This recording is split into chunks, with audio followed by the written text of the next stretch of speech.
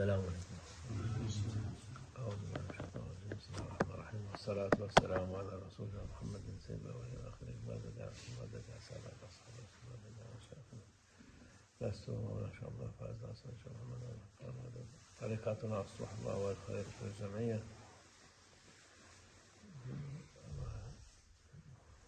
شوال أي sonuna yaklaştık inşallah. Bundan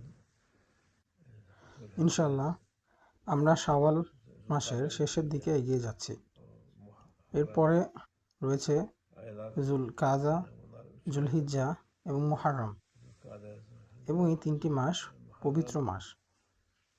এই 3 মাস আল্লাহ আজ্জা ওয়া জাল্লা বিশেষভাবে বলেছেন যে তোমরা যুদ্ধ করো না, কিন্তু যারা তোমাদের বিরুদ্ধে যুদ্ধ করে তোমাদের অবশ্যই তাদের বিরুদ্ধে যুদ্ধ করতে পারো।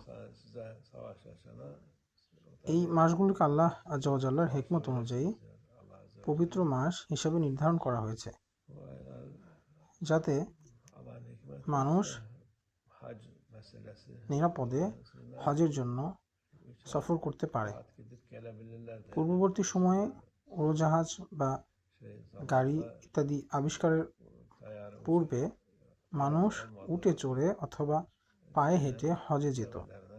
তাই তাদের নিরাপত্তার জন্য আল্লাহ আজ্জা ওয়া জাল্লা তার হিকমত অনুযায়ী তিনি সেই সময় থেকেই এই পবিত্র মাসগুলোকে নির্ধারণ করে রেখেছেন। এই মাসগুলোর বরকতও অনেক। আমাদের তরিকায় খালওয়াত রয়েছে, অর্থাৎ নির্জনে 40 দিন অবস্থান করা। এর অর্থ হলো এক জায়গায় একটানা বসে থাকা।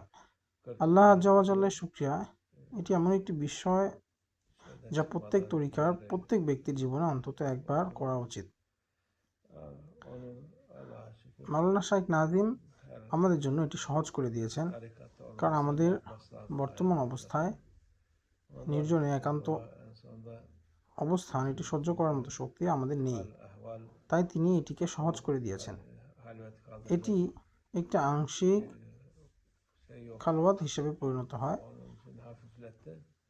জুলকাদা মাসের প্রথম দিন থেকে জুলহিজ্জা মাসের 10 তারিখ পর্যন্ত যখন ফজরের সময় হয়, তার সাথে সাথে অর্থাৎ ফজরের নামাজের আগে ঘুম থেকে উঠে ইশরাকের সময় পর্যন্ত যদি কেউ খালওয়াতে নিয়ত করে, অথবা আসর ও মাগরিব এই নামাজের মধ্যবর্তী সময়, কিংবা মাগরিব ও এশা নামাজের মধ্যবর্তী সময়ে, অথবা আসর ও এশার নামাজ এই পুরোটা সময় হতে পারে।